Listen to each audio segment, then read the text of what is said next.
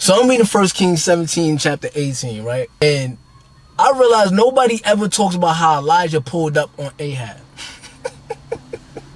Very subtle, very few words, cut the rain off for the land and then dip for about 3 years. Could you imagine a land with no rain for 3 years? Ahab was sick. You hear me? Boy was looking for Elijah for a minute. I'm talking about looking. You like, yo, you seen E? Tell E I'm looking for him. Yeah, bro, he got the land looking real Deuteronomy 28-ish around here, bro. No rain on the land, crops are dry, we hungry, tired and thirsty and tired. Tell him that I'm looking for him. See, I knew I wasn't the last in that moment, in that time, because I just know if I overheard Elijah tell Ahab, yo, look, as the Lord, the God of Israel lives, whom I serve, ain't no dew or rain on this land for a few years except at my word, and then dip off, I'm going to pull up on Ahab and I'm going to ask him, yo, bro, can I ask you a question?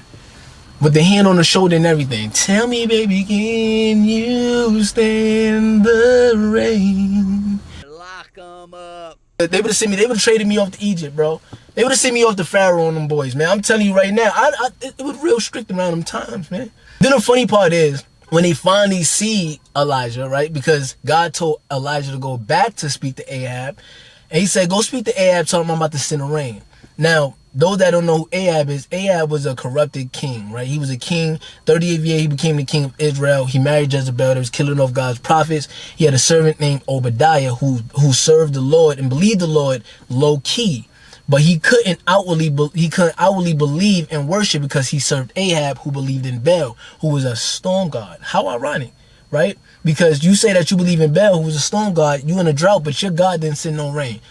Boom. Anyway, so basically Elijah was like, yo, bro, I'm cutting the rain off. Tell your God to go send the rain.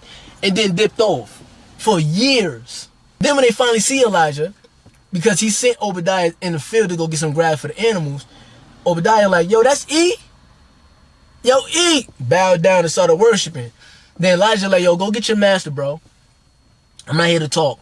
Go get your master. Like, whoa, yo, E. You just came back around, bro. Like, what's going on? The king been looking for you. I'm just saying, if I tell him you here and you not here, he's going to kill me, bro.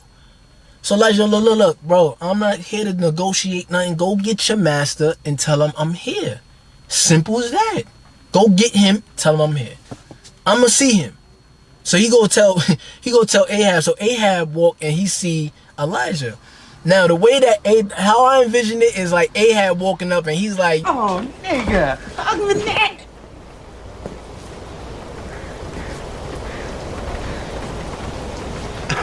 Nigga, don't you know how to come home? Where you been? and that's the funny part. But when he see Elijah, he tells him, oh, the troubler of Israel. How ironic. You see the projection? And I wanted to stop right there because you see the projection. He calls Elijah the troubler of Israel because he stopped the rain. And not thinking about why the rain even stopped in the first place. Showing you how most people today, right, will project. They will label you the person that they are. Who's the real troubler? Because the rain wouldn't have stopped if it wasn't for you. Now, God is also showing that he is in control. No matter what God you think you serve, he's in control. Yeah, you know when people are like, oh, God got a sense of humor. No, God is letting you know he's in control. Listen, man, I'm just here to say, hold yourself accountable and know that God is in control, man. God is in control. All right? I love y'all.